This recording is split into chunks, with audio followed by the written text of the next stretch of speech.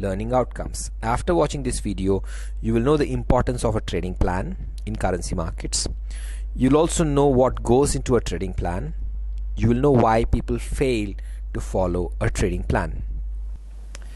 Developing a disciplined trading plan. No matter which trading style you decide to pursue, you need an organized trading plan or you won't get very far.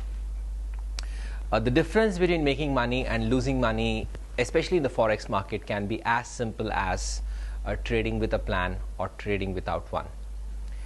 A trading plan is essentially an organized approach to executing a trade strategy that you have developed either based on your market analysis or on the outlook that you have.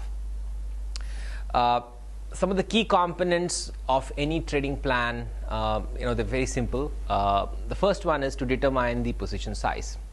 So, basically this is asking the question, how large a position will you take for each trade strategy? Position size is half the equation for determining how much money is at stake in each trade. Second, deciding where to enter the position. Exactly where will you try to open the desired position? What happens if your entry level is not reached? Third, setting stop losses and taking profit levels.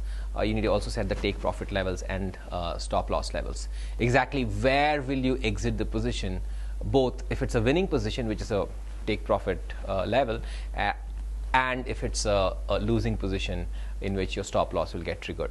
Stop loss and take profit levels are the second half of the equation that determines how much money is at stake in each trade. That's it. Just three simple components.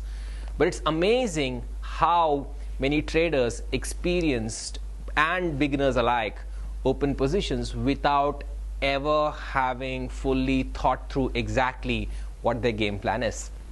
Of course, you need to consider numerous finer points when constructing a trading plan. But I just want to drive home the point that trading without an organized plan is like flying an airplane blindfolded. I mean, you may be able to get off the ground, but it's difficult to land safely. And no matter how good your trading plan is, it won't work if you don't follow it. Sometimes emotions bubble up and distract traders from their trading plan. Other times, an unexpected piece of news or price movement causes traders to abandon that trade strategy midstream or mid-trade, as the case may be. Either way, when this happens, it's the same as never having a trade plan in the first place. Developing a trade plan and sticking to it are the two main ingredients of trading discipline. It can't be overemphasized. If you were to name one defining characteristic of successful traders, it won't be fundamental analysis, or it won't be understanding news and data or analytical skills, though they're all important. No, it has got to be trading discipline. Traders who follow a disciplined approach are the ones who survive year after year and market cycle after market cycle. They can even be wrong more often than right and still make money because they follow a disciplined approach. If the key to successful trading is a disciplined approach, developing a trading plan and just sticking to it, then why is it so hard for many traders to practice trading discipline? Well, the answer is a little complex, but it usually boils down to a simple case of human emotions getting the better of them.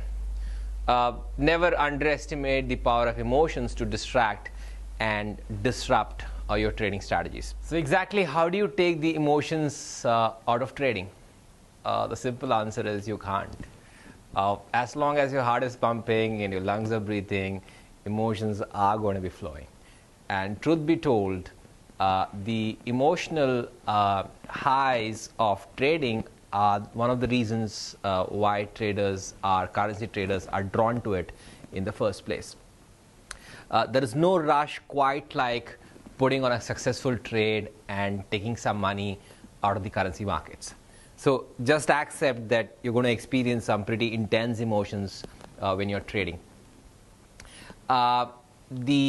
That was the shorter answer, that you can't. The longer answer is that because you can't block out the emotions, the best you can hope to achieve is to understand where the emotions are coming from, recognizing them when they hit you, and limiting the impact on your trading. We'll be discussing this in the other course on the behavioral aspects of investing in a lot more detail. However, it's a lot easier said than done. But keep in mind that some of the, you can do a few things to keep your emotions in check. Firstly, you need to focus on the pips and not the actual money, the dollars and the cents. So don't be distracted by the exact amount of money that you have made in a trade. Instead, traders focus on where prices are and how they are behaving. The market has no idea what your trade size is and how much you're making or losing, but it does know where the current price is. So it's not about being right or wrong, it's about making money. The market doesn't care if you're right or wrong, and neither should you. The only true way of measuring trading success is in terms of money in dollars and cents.